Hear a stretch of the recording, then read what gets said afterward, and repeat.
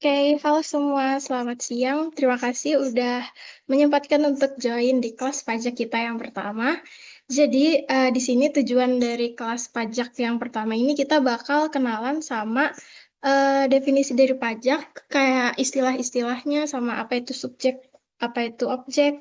Terus kita juga bakal kenalan sama profesi-profesi yang ada di bidang perpajakan. Nah, selain itu nanti kita juga ada sedikit pemaparan terkait materi yang akan kita bahas di 1 tahun ke depan.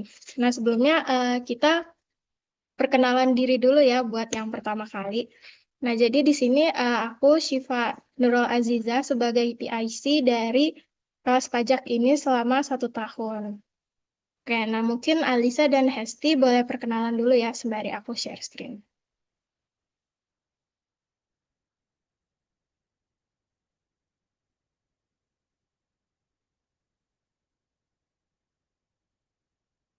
Oke, kedengeran nggak nih suaranya? Halo semuanya, selamat sore. Di sini aku akan isi kelas pajak bareng Shiva dan Hesti. Kenalin, nama aku Alisa Nabila dari RNI. Oke, halo semuanya. Sebelumnya kenalin nama aku Hesti, aku dari RNI dan di sini aku bakal bekerja sama Shiva dan juga sama Alisa untuk kelas pajak.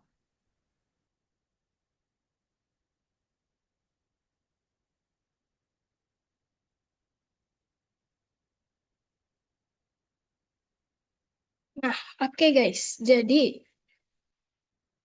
apakah suaraku terdengar? Agak hujan nih, baru sampai hujannya. Jadi di materi yang pertama ini kita bakal kenalan sama pajak.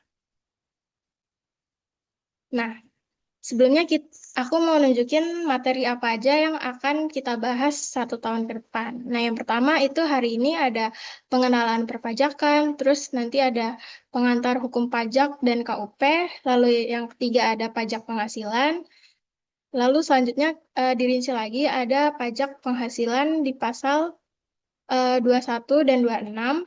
Lalu ada pasal 22, 23, 24, dan 4 ayat 2.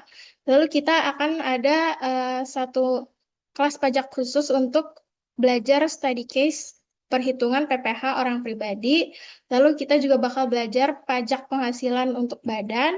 Kita juga akan belajar rekonsiliasi fiskal, pajak bumi dan bangunan, ada PPN, PPNBM, dan Bea Matrai, pajak internasional, akuntansi perpajakan, manajemen perpajakan, lalu ditutup dengan internal tax competition. Siapa yang udah nggak sabar sama internal tax competition, guys?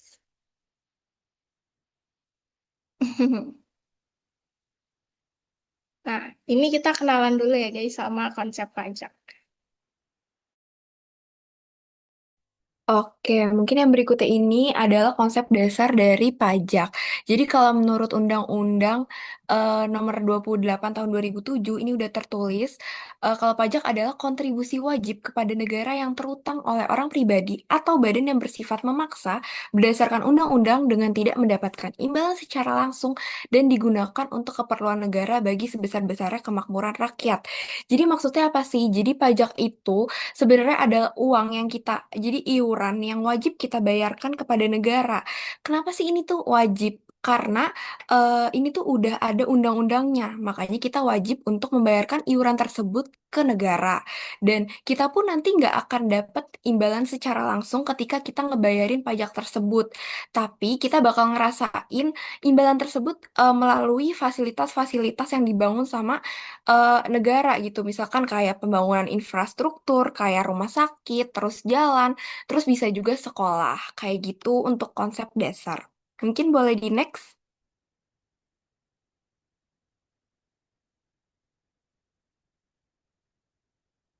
Oke, untuk subjek pajak. Jadi kalau subjek pajak ini kata kuncinya adalah siapa.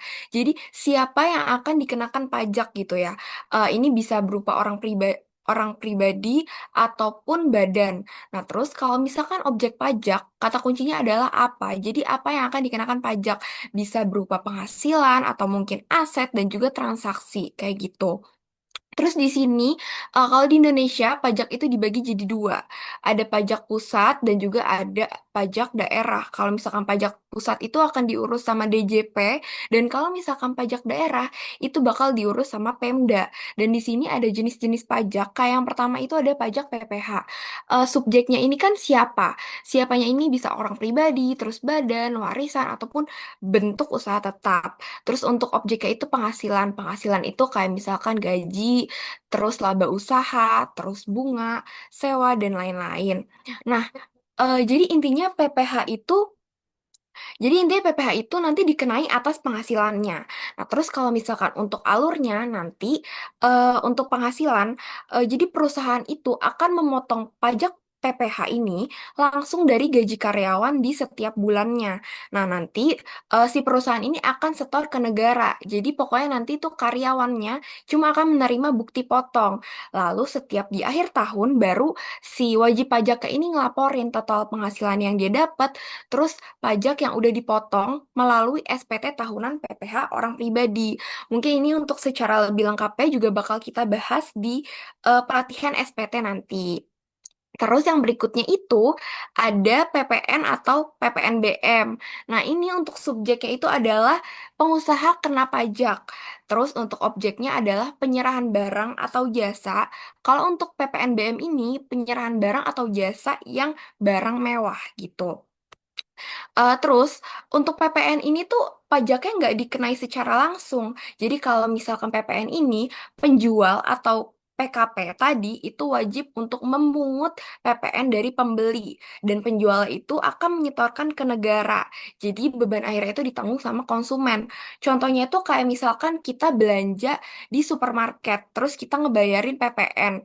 Nah, kita kan nggak akan menyetorkan PPN tersebut langsung ke negara, tapi yang akan menyetorkan PPN tersebut adalah si penjualnya, kayak gitu. Terus ada PBB dan juga BPHTB.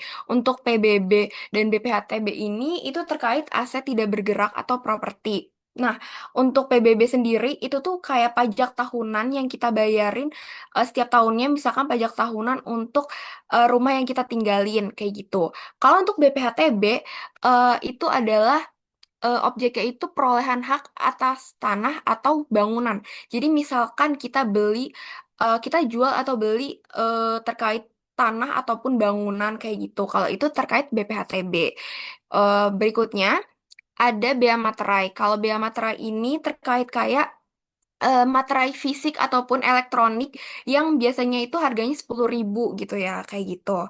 Terus kalau untuk pajak daerah ini ada macam-macam gitu ya. Subjeknya sendiri itu terkait konsumen barang dan jasa. Terus kalau untuk objeknya itu bisa misalkan pajak hotel, pajak hiburan, reklame, parkir, terus juga kendaraan bermotor dan lain-lainnya, kayak gitu. Dan untuk pajak daerah sendiri juga ada sistem official assessment, yaitu pemerintah yang menghitung dan juga ada self assessment atau si orang yang wajib pajak ini yang menghitung. Mungkin boleh di next.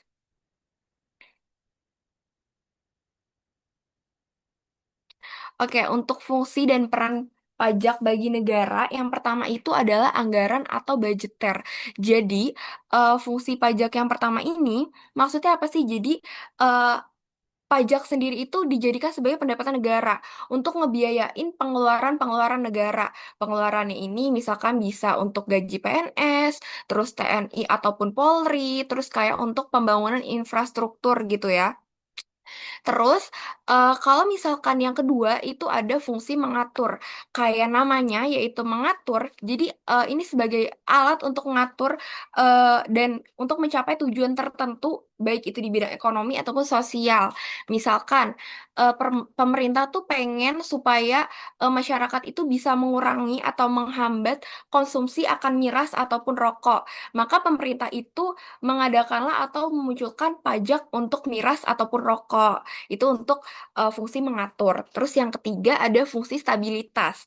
Jadi dengan fungsi stabilitas ini, dengan adanya pajak, pemerintah itu tuh punya dana untuk bisa ngejalanin kebijakan yang berhubungan untuk stabilitas harga. Jadi dia bisa mengontrol terkait misalkan inflasi gitu ya. Contohnya, misalkan ketika inflasi itu lagi tinggi, pemerintah tuh bisa naikin pajak supaya jumlah uang yang beredar di masyarakat itu bisa berkurang. Jadi harga-harganya itu bisa lebih stabil kayak gitu. Terus yang berikutnya ada retribusi pendapatan. Nah, fungsi ini itu adalah untuk memeratakan kesejahteraan ataupun mengurangi kesenjangan sosial di masyarakat gitu ya. Jadi nanti tuh pajaknya ini akan digunakan untuk pembangunan sarana ataupun bisa juga untuk subsidi, terus bisa juga untuk bantuan langsung untuk masyarakat yang tujuannya itu bisa ningkatin pendapatan masyarakat secara keseluruhan kayak gitu.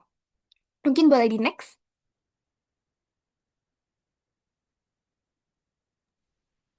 Oke, mantep banget Hesti. Sampai sini ada yang mau ditanya dulu nggak nih guys?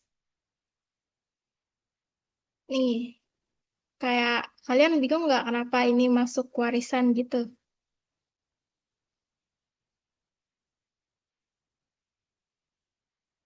Ayo, ada yang penasaran nggak guys? Kalau nggak, aku next dulu kali ya. Kalau ada yang mau tanya, langsung raise hand aja ya.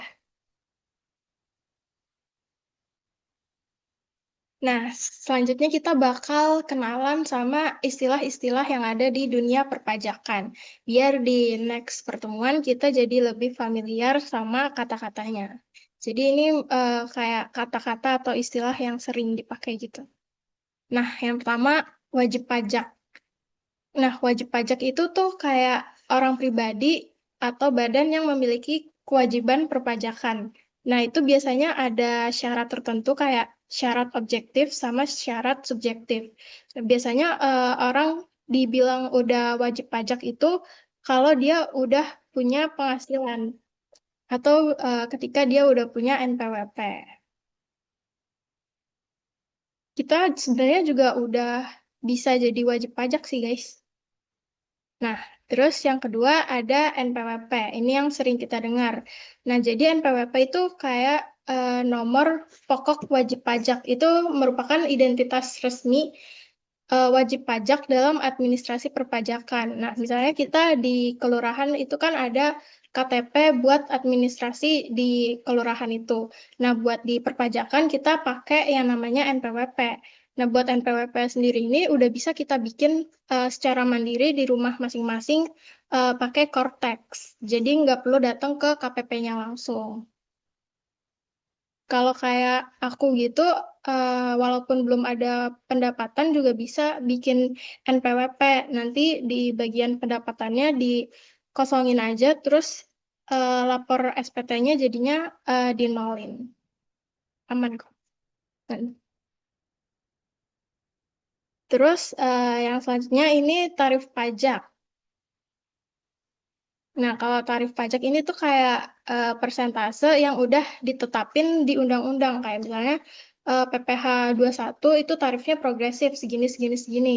Terus pajak rokok tarifnya 10%. Nah, itu semua udah ditentuin dan udah dihitung sama pembuat kebijakannya. Jadi tarif itu udah pasti, tapi tiap tahunnya itu bisa jadi tarif ini berubah-berubah sesuai dengan kondisi ekonomi di tahun itu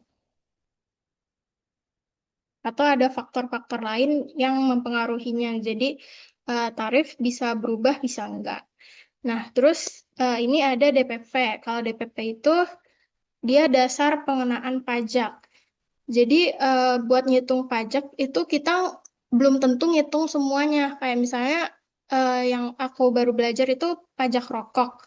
Kalau misalnya pajak rokok itu DPP-nya setahu aku kayak dihitung per batang rokok gitu, terus dikali sama 10% lagi. Jadi DPP tuh kayak berapa yang mau kita hitung sama tarif pajaknya gitu. Kalau misalnya gaji bulanan eh, buat ngitung PPh satu berarti DPP-nya itu gaji kita di bulan itu. Jadi rumus umumnya tuh kayak rumus umum pajak itu tarif dikali sama DPP.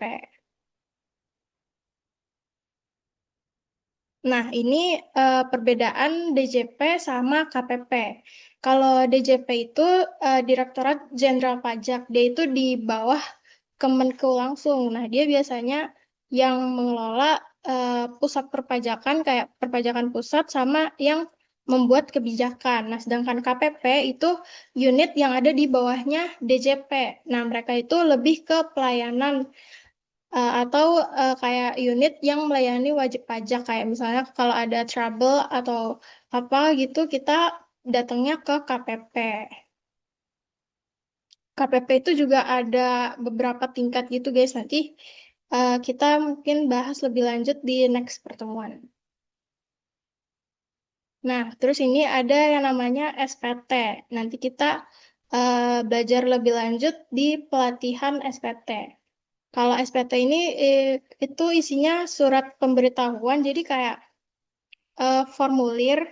Nanti di formulirnya itu ada kayak kalau SPT masa itu berarti dia per masa atau per bulan biasanya. Kalau penghasilan berarti rekapan penghasilan sama berapa pajaknya selama setahun kalau SPT tahunan. Sama ada detail-detail biasanya kayak berapa asetnya sama berapa penghasilannya setahun. Atau bisa juga ada pajak yang dikredit. Nah, itu semua juga udah masuk ke SPT tahunan.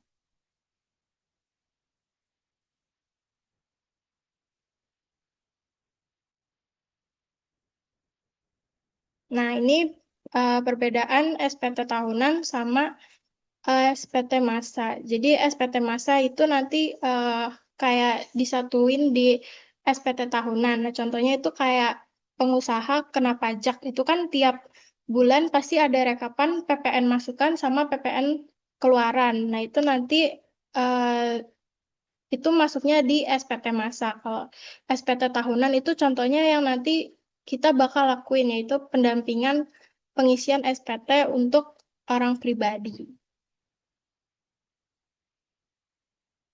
Nah, di dalam SPT itu juga ada namanya kurang bayar. Kalau kurang bayar itu berarti pajak terutangnya lebih besar daripada pajak yang dibayar. Jadi kita kayak masih ada utang gitu. Terus kalau lebih bayar itu berarti ya pajak yang kita bayar itu lebih besar daripada yang terutang. Nah, ini biasanya bisa konsultasi lebih lanjut dengan menghubungi KPP terdekat atau bisa lewat WA juga. Kalau nihil berarti pajak yang dibayar itu udah sama dengan pajak yang terutang. Nah, ini ada tax avoidance sama tax evasion. Keduanya tuh kayak mirip-mirip gitu, tapi sebenarnya beda. Kalau tax avoidance itu mirip sama yang namanya tax planning. Kalau tax planning itu kan kayak merencanain gimana supaya perusahaan pajaknya itu bisa serendah-rendahnya tapi nggak melanggar peraturan. Jadi kayak manfaatin celah yang ada di dalam undang-undang gitu. Nah, jadinya tax avoidance ini merupakan penghindaran pajak yang masih sesuai sama hukum. Nah, beda sama tax evasion. Kalau tax evasion itu kayak penggelapan pajak yang melanggar hukum. Nah, contoh dari keduanya itu kayak kalau tax evasion, contohnya kita punya UMKM. Omset kita setahun itu 500 juta, tapi kita cuma lapor 100 juta. Nah, itu namanya tax evasion. Nah, itu bisa jadi ketahuan, bisa jadi enggak ya, guys. Soalnya kan kita tiap, kalau udah PKP kan itu ada yang namanya faktur pajak. Nah, faktur pajak itu kan kita ngasih ke pengusaha lain juga yang PKP juga. Kayak misalnya distri supplier kita gitu. Nah, supplier kita juga istilahnya kayak lapor pajak gitu. Nah, jadinya data kita kan ada di perusahaan lain gitu. Nah, itu juga bisa dilacak sama DJP. Jadi, disarankan tidak mengikuti tax evasion ini ya, guys. Kalau tax avoidance itu contohnya kayak misalnya perusahaan udah gede nih, tapi nggak mau pajaknya kegedean. Nah, jadinya eh, perusahaan ini tuh dipecah jadi dua supaya pajaknya nggak terlalu gede. Karena kalau perusahaan itu udah gede banget, kan otomatis omsetnya jadinya tinggi banget. Nah, kalau omsetnya tinggi banget di satu perusahaan itu nanti pajaknya jadinya gede. Makanya ada yang ngelakuin tax avoidance dengan cara mecah perusahaan. Jadi ada cabang gitu. Nah, ini ada profesi di bidang perpajakan yang akan dijelaskan oleh Alisa. Oke, makasih Cipa. Nah, ini bisa kalian lihat sendiri di slide-nya. Ternyata prospek kerja di bidang pajak itu banyak banget ya guys, dan beragam. Karena kebijakan pemerintah, ekspansi bisnis, sampai transaksi lintas negara itu punya satu kesamaan yang sama, yaitu UUP, ujung-ujungnya pajak. Nah, di Indonesia sendiri, dari pas tahun 2022 itu ada UU RI nomor 7 tahun 2021 tentang harmonisasi peraturan perpajakan, yang mana isinya tuh tentang perubahan-perubahan terkait perpajakan di Indonesia gitu. Jadi banyak perusahaan yang harus menyesuaikan kembali sistem, strategi, dan cara pelaporan mereka. Makanya banyak perusahaan yang membutuhkan peran SDM yang baru yang lebih spesifik gitu, seperti tax analyst, spesialis, dan lain-lain yang akan kita bahas sekarang. Nah, ini aku akan bagi jadi dua. Ini kita akan mulai dari sisi perusahaannya. Yang pertama itu ada akuntan pajak atau tax accountant. Nah, akuntan pajak sendiri ini dia lebih fokus ke ngitung dan lapor pajak. Biasanya posisi ini tuh ada di Departemen Keuangan di sebuah perusahaan. Gajinya itu sekitar 7 sampai 12 juta per bulannya dan ada di departemen swasta maupun negeri kayak BCA, Mandiri, Unilever dan lain-lain. Terus yang kedua itu ada corporate tax specialist. Nah, ini tuh lebih strategis lagi. Dia itu lebih fokus ke perencanaan, terus kepatuhan dan strategi pajak di sebuah perusahaan. Posisi ini tuh biasanya ada di Big Four, terus multinational company gitu, dengan gajinya 8 sampai 10 juta per bulan. Lalu selanjutnya itu ada tax consultant. Nah, mungkin ini jadi idaman banyak orang ya. Ini tuh punya peran yang penting karena dia itu berperan jadi jembatan penghubung antara regulasi atau aturan dan praktik di lapangan. Jadi perannya itu kayak penerjemah aturan kayak gitu. Nah, si tax konsultan ini nanti akan menerjemahkan aturan-aturan pajak yang rumit supaya bisa dipahami dan dijalankan oleh wajib pajak yang dijelasin sama Cipa dan Hesti tadi gitu. Ketika regulasi makin rumit kayak sekarang nih, itu tuh si tax konsultan ini mereka akan bantu wajib pajak untuk memahami aturan karena pasti berubah-ubah terus kan.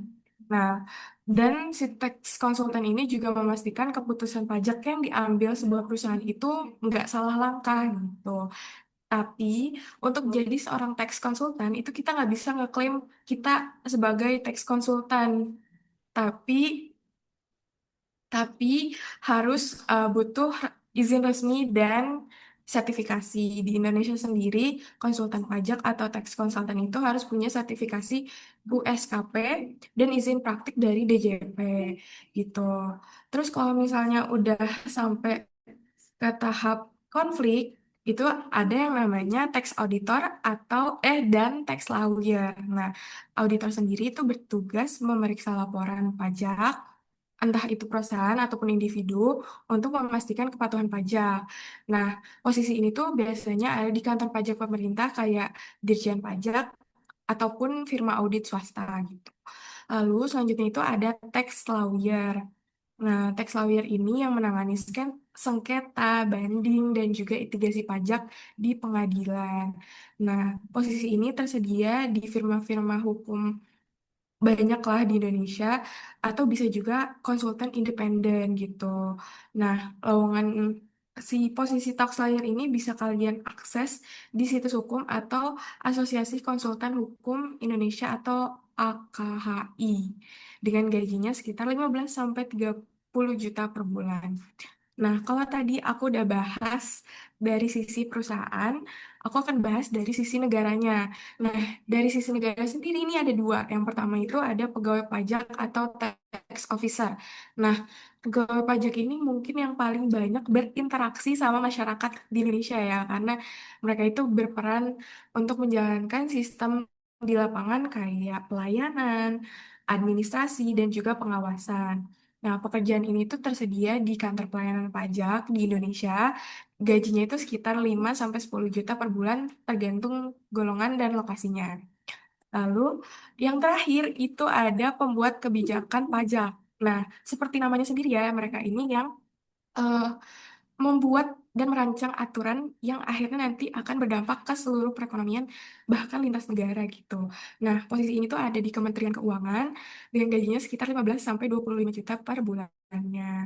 Nah, terus mungkin setelah aku jelasin sama kalian, aku jelasin ke kalian, kalian masih ada yang mikir dan bertanya-tanya gitu ya. In this digital era gitu, dengan adanya teknologi-teknologi canggih kayak AI, eh, pegawai-pegawai atau posisi-posisi yang aku jelasin tadi itu masih relevan atau enggak sih? Nah, setelah aku research, faktanya itu teknologi-teknologi kayak AI tadi itu tuh diperkirakan memang akan mengurangi pekerjaan yang mekanis, tapi justru meningkatkan pekerjaan yang membutuhkan analisis.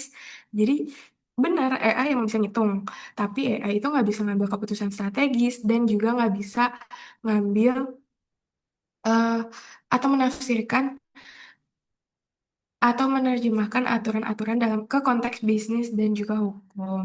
Yang mana berarti artinya profesi pajak itu nggak akan sepenuhnya hilang, tapi mungkin akan bergeser dan akan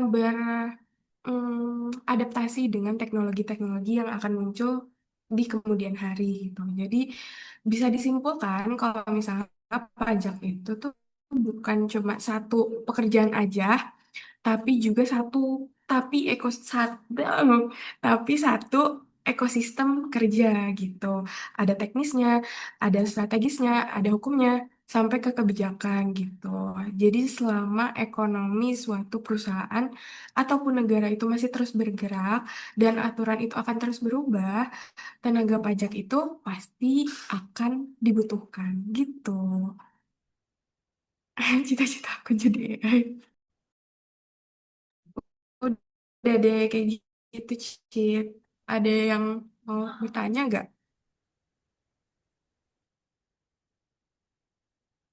Habis ini apa ya?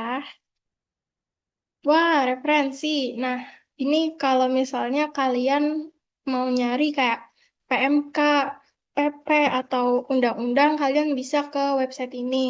Terus ini bisa di-search juga kayak kalian mau nyari apa sih itu SPT, itu bisa dicari di sini. Cara bikin NPWP juga bisa dicari di sini. Pokoknya di sini lengkap dan gratis dah. Nah, sekarang kita masuk sesi Q&A. Yang mau bertanya, langsung aja raise hand, guys.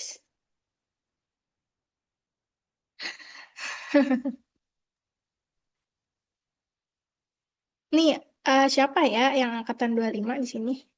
Kalian pasti banyak penasaran kan, guys?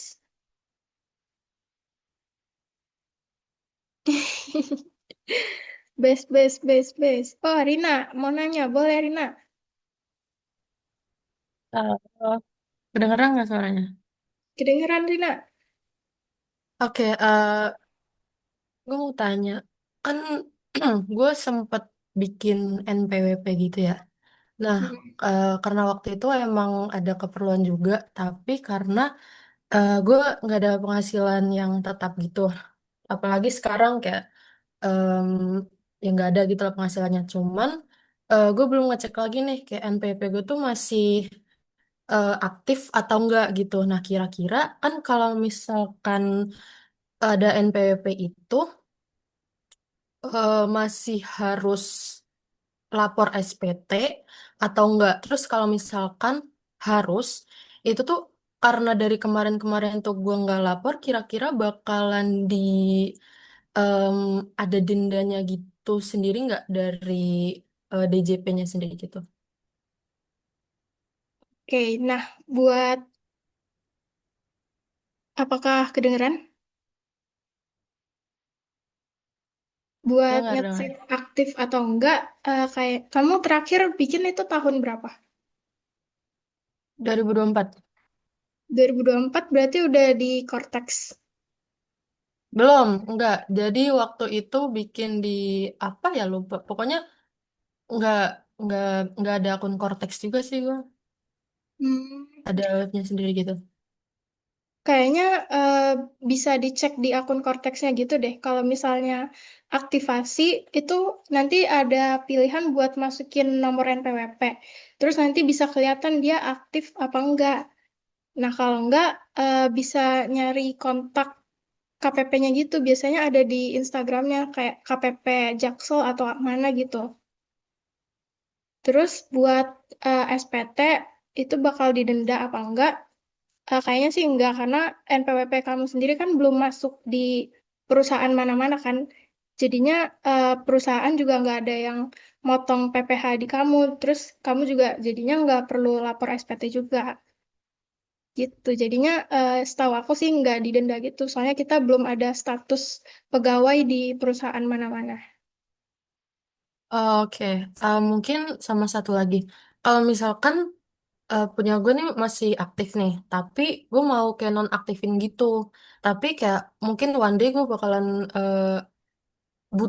butuh NPWP itu kayak buat kerja atau apapun itu, yang mana gue harus ngaktifin lagi. Nah itu tuh bisa apa nggak? Atau kita harus bikin NPWP baru? Buat nonaktifin itu ada bisa, tapi itu ada di peraturan gitu, jujur banyak. Terus ada syarat-syaratnya juga.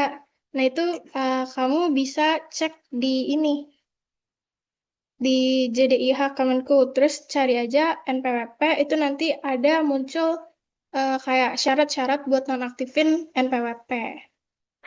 Oh ya, kamu semester ini semester 4 kan? Nanti di manajemen pajak, setahu aku sama Pak Ferry bakal bikin NPWP juga sih. Jadi mendingan nggak usah dinonaktifin dulu. Oke oke. Itu kira-kira kalau bikinnya itu langsung di Cortex-nya atau gimana? Kalau sekarang, kemarin aku nyoba di Cortex bisa sih, terus nggak error gitu. Mungkin hoki. Oke oke. Ya mungkin itu aja sih. Makasih, Cipa. Oke, semoga bisa ya, Rina.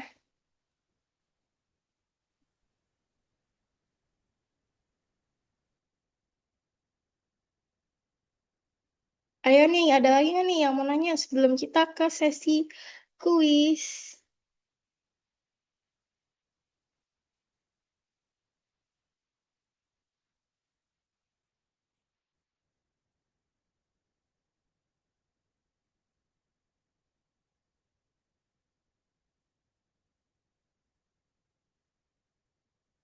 Kak, aku mau nanya dong. Oke, boleh. Zenada. Tadi itu kan ada yang namanya tax avoidance gitu kan. Nah, itu kalau dari yang tadi aku pahamin itu eh, terkait keringanan pajak gitu ya, Kak.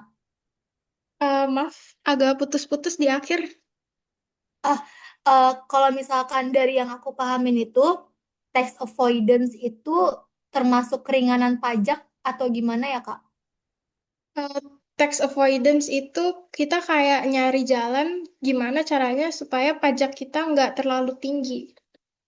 Jadi bukan peringanan pajak. Kalau peringanan pajak itu biasanya dari pemerintah. Kayak misalnya yang kemarin gaji di bawah 10 juta itu bebas PPh satu buat 1 tahun, tapi untuk sektor-sektor tertentu.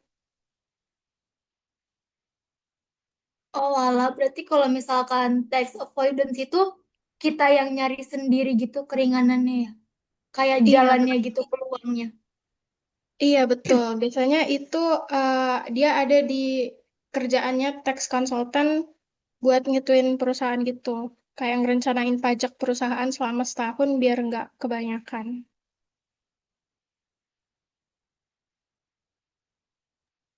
Oh, kalau misalkan di contoh nyata itu gimana ya Kak? Biar dapat peluangnya gitu.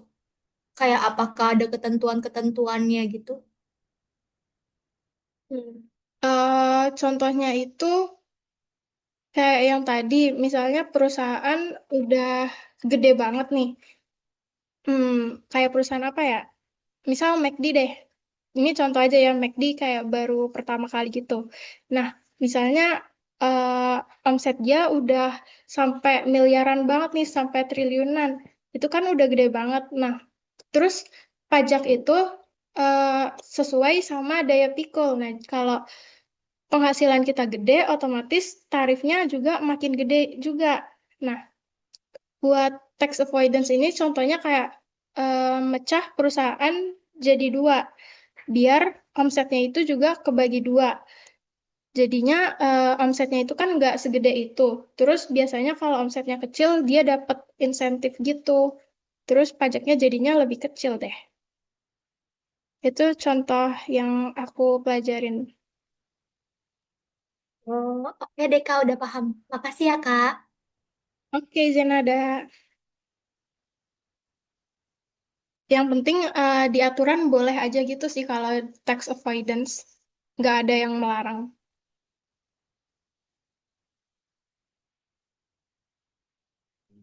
Cip Farhan nanya Cip di komen.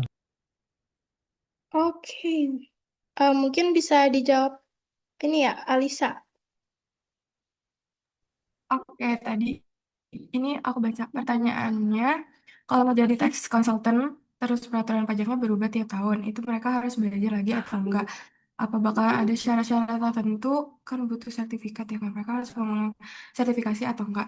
Nah, untuk setahu aku sendiri, kalau ngulang sertifikasi itu nggak perlu ya, karena sertifikasinya ini tuh sebagai izin aja gitu.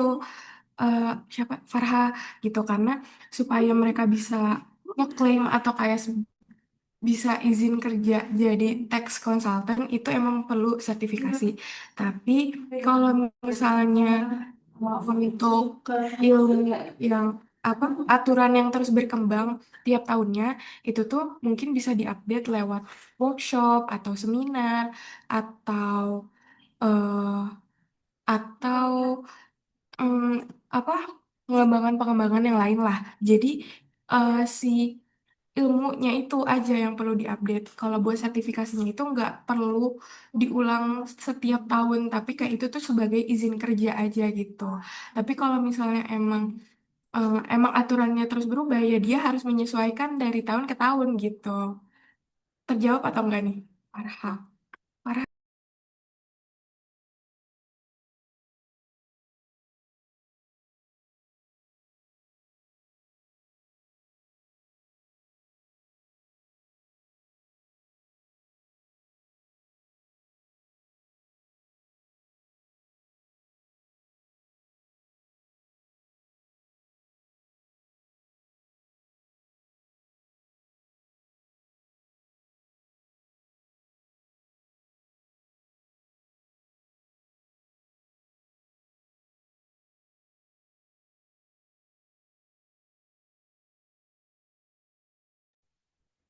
Oke, mungkin Lauzah boleh. Oke, Kak, aku mau izin bertanya. Jadi kalau misalkan tadi kan udah dijelasin kalau setiap orang wajib membayar pajak. Nah, kalau misalkan negara ngedata penghasilan orang tuh dari yang bekerja, terus gimana sama orang-orang yang kerjanya tuh di sektor informal, Kak? Contohnya maaf kayak pengemis gitu kan. Dia nggak punya NPWP atau laporan resmi. Jadi apakah pengemis gitu bayar pajak? Gimana gitu, Kak? Sistematisnya. Makasih. Oke, jadi di penghasilan kena pajak itu kan ada batasnya. Itu eh, kalau nggak salah 4,5 juta per bulan, per tahunnya 54 juta. Nah, kalau misalnya pekerjaan-pekerjaan yang gaji per tahunnya itu nggak nyampe 54 juta, itu dia nggak wajib untuk bayar pajak penghasilan. Nah, tapi pajak itu kan nggak cuma di pajak penghasilan aja, ada pajak lain kayak misalnya eh, pajak PPN. Nah, tiap kita itu sebenarnya harusnya ditanggung sama perusahaannya. Tapi kebanyakan dari mereka itu udah nge-markup harga supaya mereka sendiri nggak kepotong pajak, jadinya konsumen yang nanggung. Nah, jadi semua orang kan beli barang. Nah, itu ada penyerahan barang. Nah, itu kita tetap yang namanya bayar pajak. Jadi nggak terbatas di pajak penghasilan aja. Terus kayak pajak rokok, kalau beli rokok kita juga bayar pajak. Gitu lah, Zah. Oh, oke, Kak. Menjawab kok, Kak. Jadi selama ini juga aku baru sadar kalau aku bayar pajak, walaupun belum Sebenarnya berpenghasilan. kita semua Kasih, bayar Kak. pajak dari kecil. Thank you, Laza. Oke, mungkin Arya boleh, Arya. Ya, tes tes. Ada nggak suaranya? Ada. Oke, gue mau nanya ya sebenarnya di POV kalian aja sih sebenarnya terkait materi dengan regulasi pemerintah. Tadi kan bahas tax avoidance juga kan. Nah, kita tahu kalau misalnya pemerintah pernah ngelegalin tax avoidance kan. Sebenarnya bukan ngelegalin sih, kayak ya itu strategi lah mereka bilang nggak bukan ngelegalin lewat namanya tax amnesty. Jadi kayak orang-orang yang lapor hartanya sebelum-sebelumnya walaupun digelapin diampunin. Jadi dia bayar pajak saat itu juga gitu. Menurut kalian itu worth it nggak? Secara kan dia jadi legalin tax avoidance sebelumnya gitu. Tapi di satu sisi yaitu buat ningkatin pendapatan negara gitu. Thank you.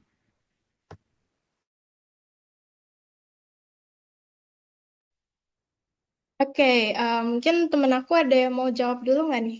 Hesti atau Alisa?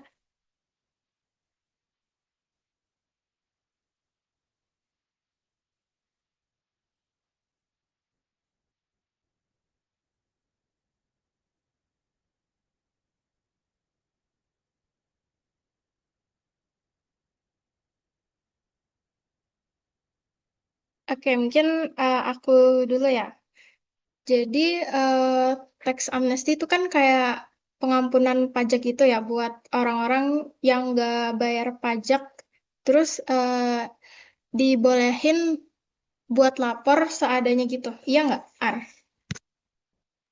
Iya, jadi yang kalau dia ibaratnya kalau dia punya dosa sebelum-sebelumnya asalkan dia lapor ya pas saat tax amnesty itu diampunin. Dari POV aku sih, itu menurut aku itu mending daripada eh, nggak bayar sama sekali. Nah, jadi menurut aku tax amnesty itu juga buat bangun trust ke government juga. Kayak misalnya kita mereka tuh bangun citra supaya kayak tax itu nggak semenyeramkan itu loh. Bahkan masih ada yang namanya tax amnesty walaupun kalian udah seburuk apapun itu masih diampunin walaupun udah nggak bayar berapa tahun gitu. Nah, dari situ mungkin kan perusahaan jadi lapor.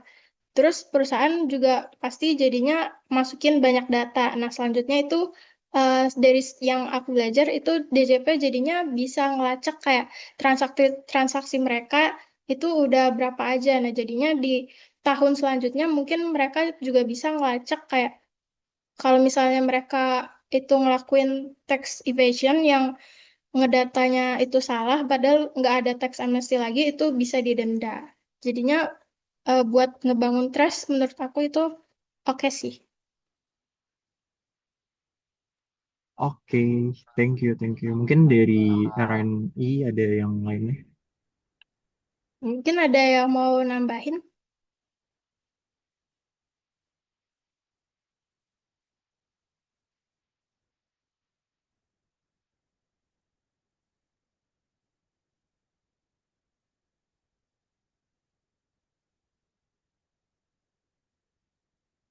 Tadi siapa lagi ya yang nanya? Oh ini Mita Rohatun. Warisan, bagaimana nih warisan? Kakak Hesti, katanya mau jawab. Oke, aku izin jawab untuk pertanyaan Mita itu kan kalau misalkan warisan itu include ke objek pajak atau enggak. Jadi sebenarnya kalau misalkan warisan itu nggak include ke objek pajak, tapi ada warisan yang belum dibagi. Nah, warisan yang belum dibagi ini merupakan aset dari pewaris yang perlu untuk diselesaikan kewajibannya. Jadi sebelum dibagikan, si warisan ini tuh harus diselesaikan dulu urusannya. Misalkan kayak eh, terkait pajak-pajaknya yang berkaitan sama warisan yang belum dibagi ini harus diselesaikan terlebih dahulu kayak gitu. Walaupun emang ini nggak secara langsung untuk menjadi objek pajaknya, tapi pajak yang berkaitan sama si warisan yang belum dibagi ini harus diselesaikan terlebih dahulu. Baru nanti kalau misalkan terkait pajaknya ini udah selesai, bisa dibagikan kepada warisannya supaya tuntas kayak gitu.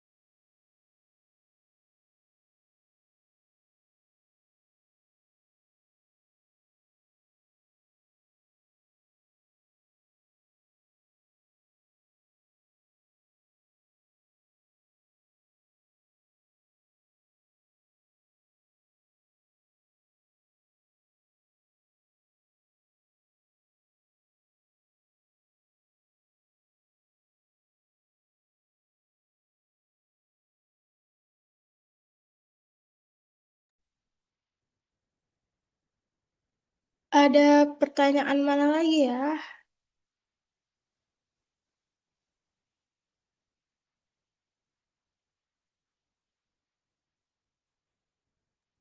Sasi tuh, Cip. Mau nanya, kalau misalnya telat lapor SPT tuh ada dampaknya nggak? Ada denda nggak? Terus gimana sih orang pajak kalau tahu kita nggak bikin NPWP padahal udah punya penghasilan? Waduh, gimana tuh?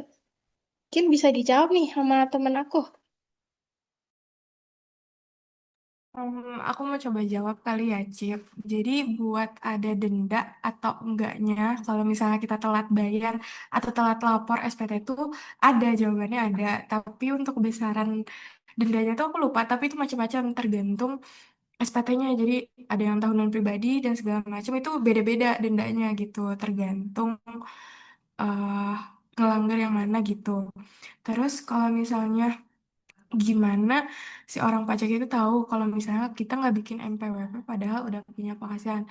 Kan kalau misalnya pekerjaannya itu terdaftar secara resmi gitu ya, itu pasti ada track record digitalnya kayak pembayaran gajinya per bulan kayak gimana, terus di bank itu pasti ada laporan keuangannya dan segala macam. Nah, itu tuh bisa di track lewat situ gitu. Pasti ada record digitalnya. Jadi si DJP ini pasti tahu kita tuh punya penghasilan sekian dari sekian. Kalau misalnya emang nggak kedetek, ya berarti something wrong with the system gitu.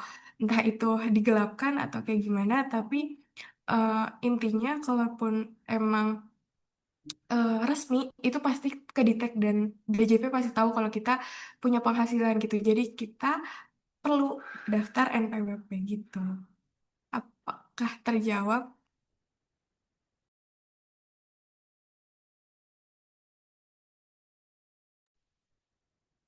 Oke, thank you Alisa. Mungkin aku nambahin sedikit ya.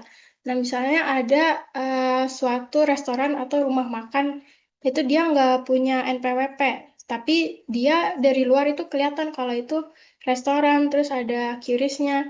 Nah, misalnya kalau orang pajak itu ngelihat, loh, ini ada restoran, tapi kok di data pajak daerah ini belum ada ya nama restoran itu.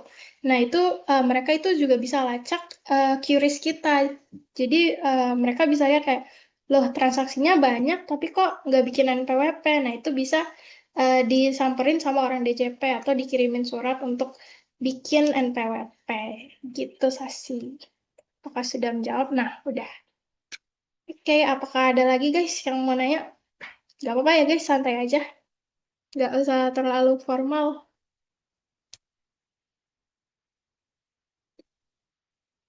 Aku tunggu di apa nih? Aku tunggu di menit 59 kali ya, biar habis ini kita kuis. Guys, kuisnya ini ya pakai nama asli, soalnya mau dinilai tuh sama HR. Nanti kalian nggak kedetek nilai kalian nol.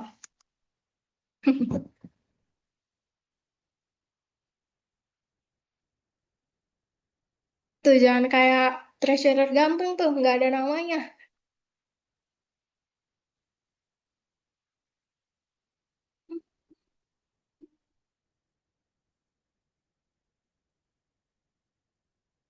Kelas pajak pertama yang top one siapa ya?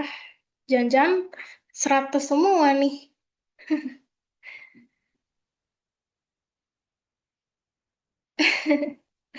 Nari udah siap, Nari. Kita kelas pajaknya pakai quizzes ya, guys. Jadi siapin dulu nih, mumpung belum mulai.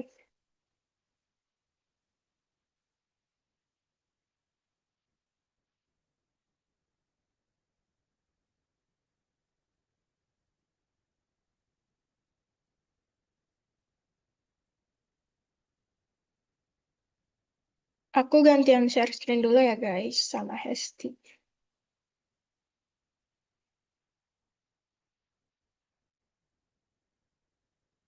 Dah.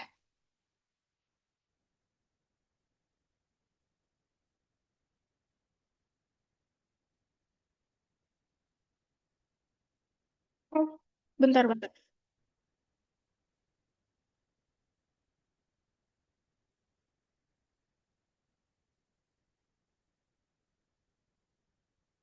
Nah, ini boleh di-scan atau langsung dimasukin kode.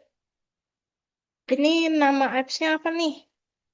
Nama apps-nya Quizzes. Quizzes kan ya? Quizzes udah ganti nama ya, guys?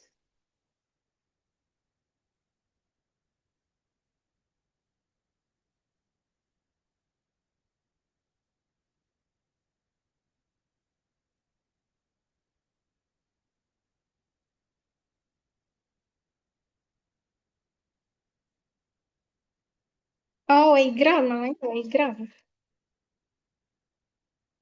Udah pada login belum nih?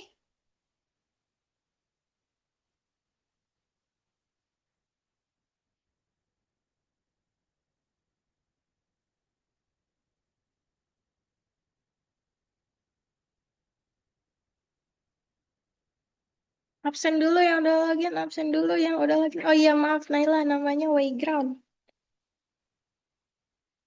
Kode invalid. Gimana tuh Kakak Hesti? Mungkin Hesti aja kali ya yang langsung present. Admin.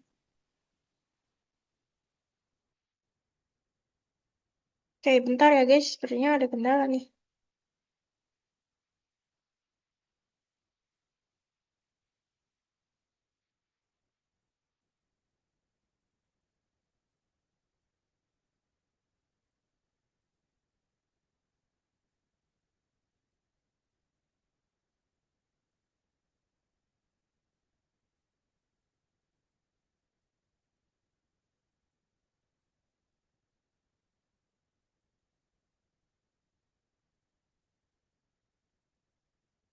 Nih guys, untuk kode sama barcode-nya mungkin bisa di-scan ataupun enter kodenya.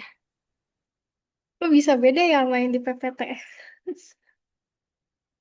Maaf ya, teman-teman. Wayground. Pakai nama asli. Absen dulu ada Yazid, ada Alexa IM, ada Jessita, ada Olive, ada Sesi, ada Zenada, ada Zelin, ada Namira, ada Rachel, ada Regina, ada Lauzah, ada Arya, ada Fatia, ada Naila, Enai. Siapa lagi nih? Ada Radit, ada Rafikum, ada Ibu Zelin, Ibu Kadep Metkre, ada Saira HR. Siapa lagi nih? Ada Nela ya dipanggilnya Nela. Yang satu. Siapa lagi ya? Wow, udah berapa nih Kakak Hesti partisipannya? Ada 26. Di sini ada 33, berarti kurang Nah, nolak, nolak. 47 lagi. Fatia, Ataya udah masuk. PR Salma udah siap banget nih kayaknya.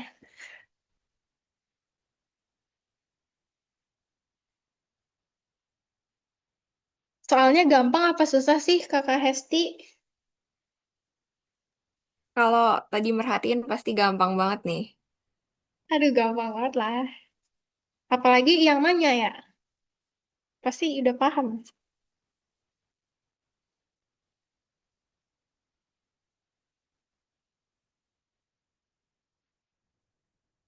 4 lagi, siapa nih yang belum? Ada Farfor. Ahmad siapa Ahmad?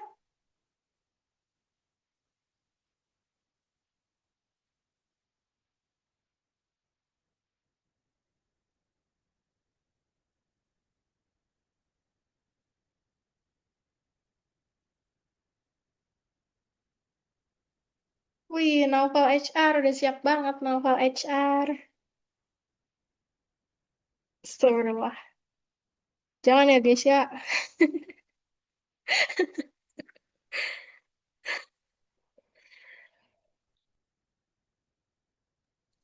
Peringkat 1 dapat apa, Min? Peringkat 1 dapet penilaian best staff yang lebih tinggi. Ya nggak HR? Biji.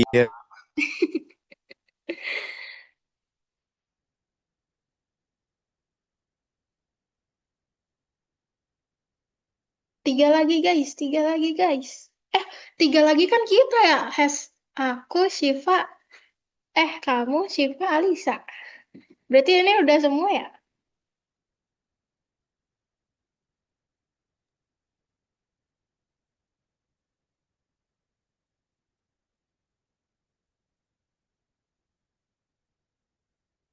Ini kita mulai aja kali ya. 1, 2, 3. Jeng jeng jeng jeng jeng jeng jeng jeng jeng jeng. Duk duk duk duk.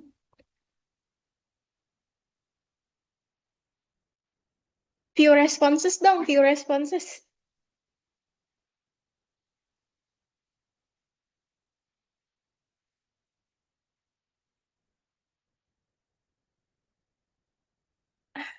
Ini berapa detik sih tiap soal, Hesti?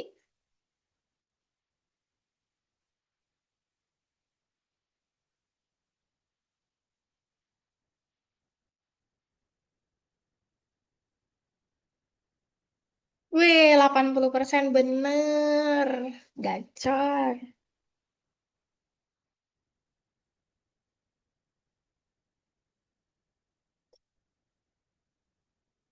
30 detik kelamaan nggak sih guys timernya? Apa mau dijadiin 10 detik? Sabuk, sabuk, sabuk.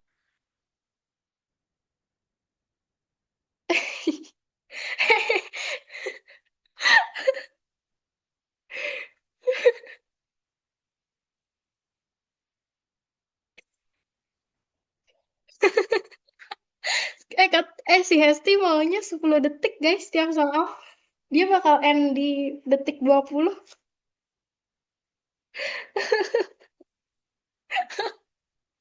Jahat banget.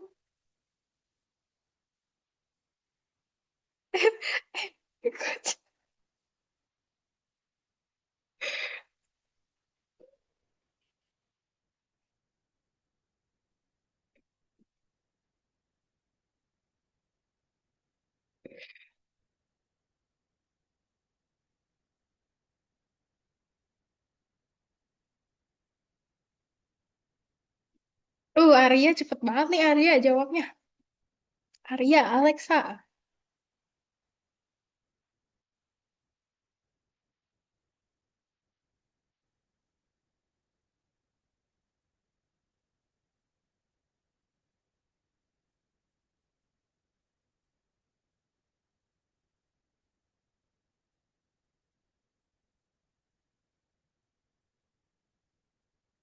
Ini bisa lihat top one-nya gitu nggak sih? Siapa?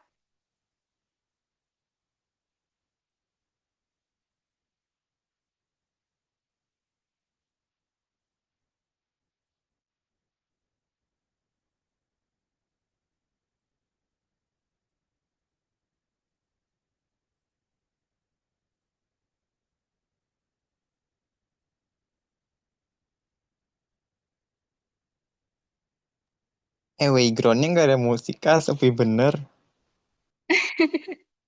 Kayaknya lupa share sound deh.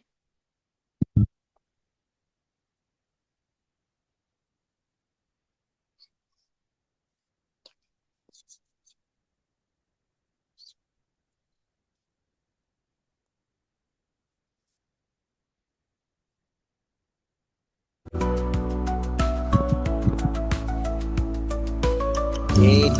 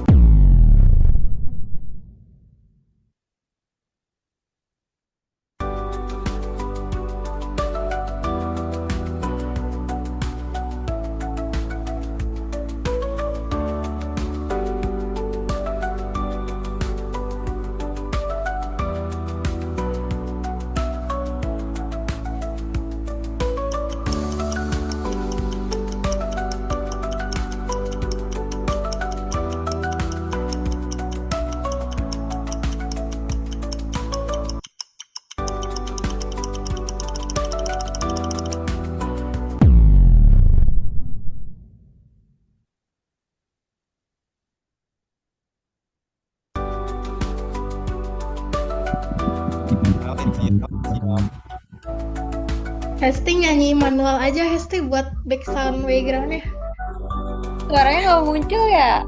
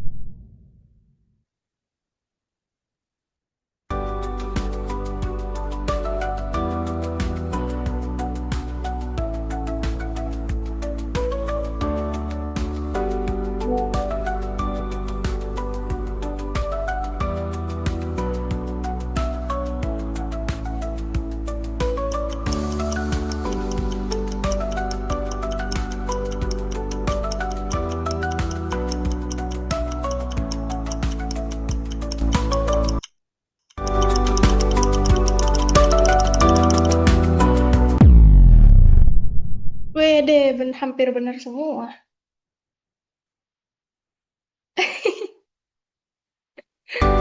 Treasurer ganteng salah jawab kah?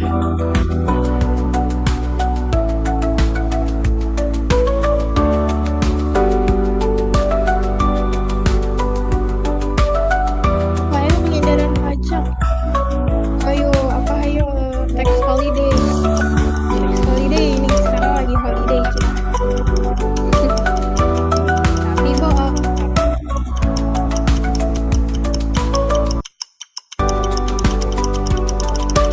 Katanya yang benar semua dapat duit dari RME. Duitnya ditransfer dari bendahara kan?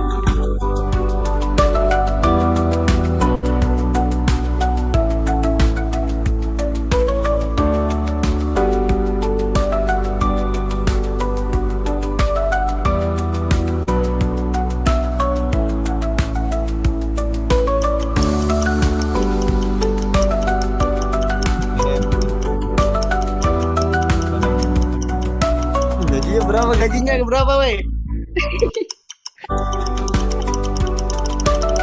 Ayo.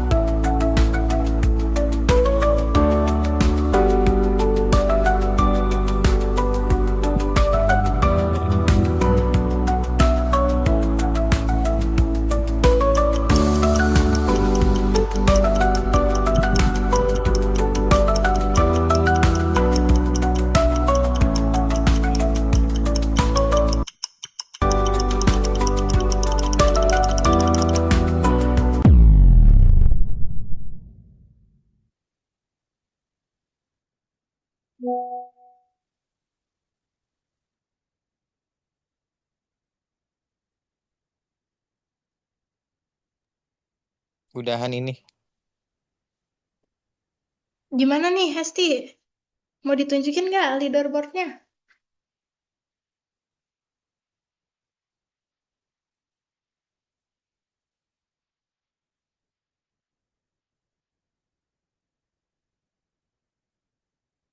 Sebentar ya guys, lagi dicari.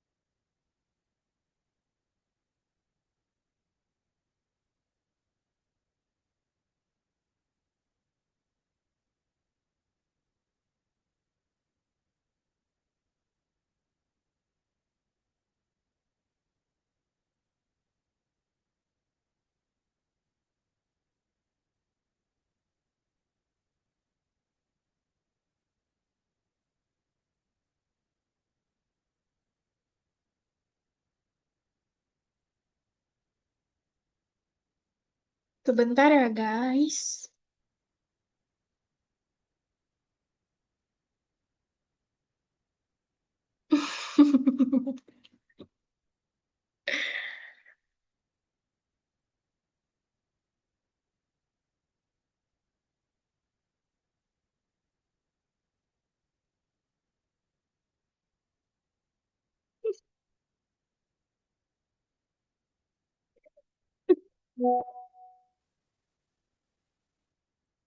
Salah satu dapat apa ya?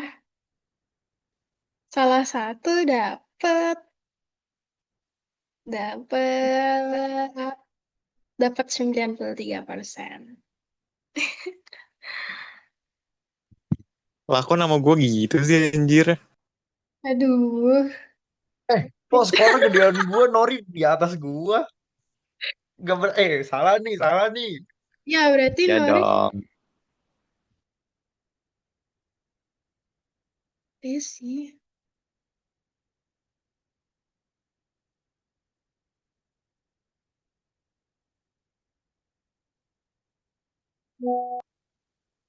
Top satunya ada Fatia sama Nela nih. Dia bener 100%. Gila, Keren tepuk sekali tangan dulu. Fatia. Hormat. Ini fiturnya kayak agak beda gitu ya, Waygram sama Quizzes. Kayaknya dulu nggak kayak gini ya. Gue kemarin kan waktu ini gak sih waktu onboarding masih sama. Iya kan, ini kayak beda banget kita.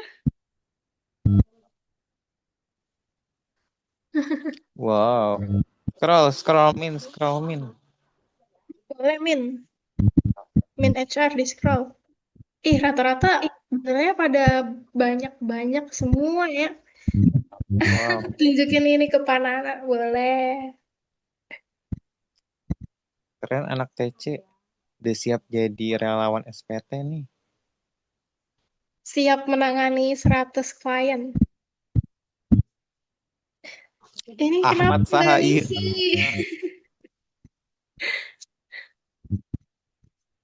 Oh, Sangjir Ahmad.